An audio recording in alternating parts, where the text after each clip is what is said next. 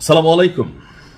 America ভাবছে যে তারাই দুনিয়ার সবচেয়ে বড় গুটিবাজ, কাহিনীবাজ, তাদেরই গোয়েন্দা নেটওয়ার্ক সবচেয়ে শক্তিশালী। ট্রাম্প আজকে বলছিল যে এই মুহূর্তে তোমরা পৃথিবীবাসী যারা আছো, যে রাষ্ট্রগুলোর প্রধানরা আছে, তোমাদের বাবা হচ্ছি আমি, ডোনাল্ড ট্রাম্প।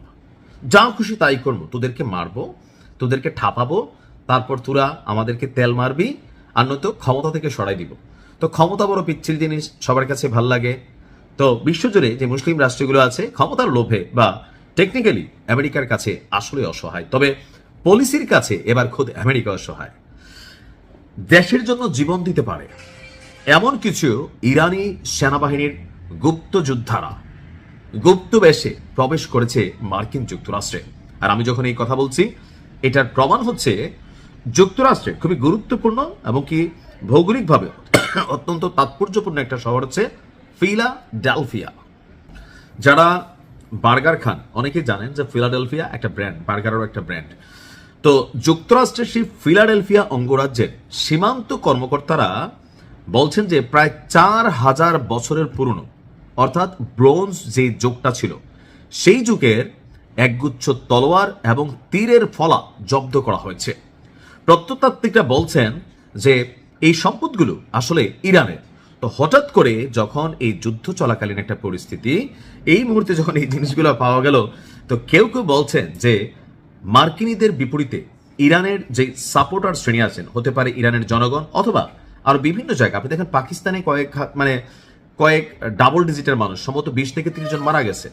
পাকিস্তানে মার্কিন যুক্তরাষ্ট্রের যে দূতাবাস আছে সেখান থেকে মার্কিন যুক্তরাষ্ট্রের সেনারা পাকিস্তানের পুলিশকে গুলি করছে, দেখছেন তো, কয়েকজন 24-25 জন মারা গেছে। অর্থাৎ সারা পৃথিবীতে এই বিষয়টা নিয়ে একটা অবস্থান তৈরি হয়েছে। তো সেখানে বলা হচ্ছে যে গত 18 ফেব্রুয়ারি 36টি তামার তলোয়ার এবং 50টি তীরের ফলা জব্দ করেছে। আর আরব আমিরাত থেকে একটি এক্সপ্রেস ডেলিভারি ফ্লাইটে এই চালানটি ফিলাডেলফিয়ায় পৌঁছায়। এর গন্তব্য ছিল ফ্লোরিডার জ্যাক্স নভিল। সংঘাত শুরুর পর থেকে দুই দেশ আপনার তাদের সীমান্ত প্লাস এয়ারপোর্টগুলো, ইমিগ্রেশনগুলো সেখানে খুবই গুরুত্বপূর্ণ চেকিং বসিয়েছে, কারণ যে কোনো সময় যে কোনো ঘটনা ঘটতে পারে।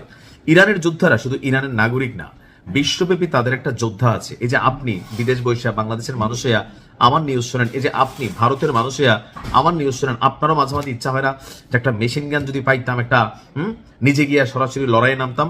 মাঝে মাঝে এই ফিলিংসটা আমাদের মধ্যে কাজ করে। তো শুধু এটা আমাদের মধ্যে কাজ করে না, আমেরিকাতে অনেক মানুষ আছে যে ডু অর ডাই এই টাইপের একটা ফিলিংসে আছে, তারা কিন্তু এখানে বড় ধরনের ঘটনা ঘটাইতে পারে। আর এই কারণে যুক্তরাষ্ট্রের সরকার বা প্রশাসন, গোয়েন্দা সেক্টরগুলো অতীতের যে কোনো সময়ের তুলনায় এখন কয়েক গুণ তারা কিন্তু অ্যাক্টিভ, নজরদারি রাখছে আপনার ফোনে, আপনার চ্যাটিং ব্রাউজার হিস্ট্রিতে। আপনি ভাবতেছেন আপনি আউট অফ নেটওয়ার্ক, না, খুবই নজরদারি রাখছে। তো সবকিছু মিলিয়ে বলা হচ্ছে যে একটা বড় ধরনের অঘটন আমেরিকার ভেতরে ঘটানোর জন্য চেষ্টা করছে ইরান। আর এজন্য তাদের যারা গুপ্ত যোদ্ধা আছেন, ছদ্মবেশী যোদ্ধা আছেন, তারা ছড়িয়ে পড়েছে।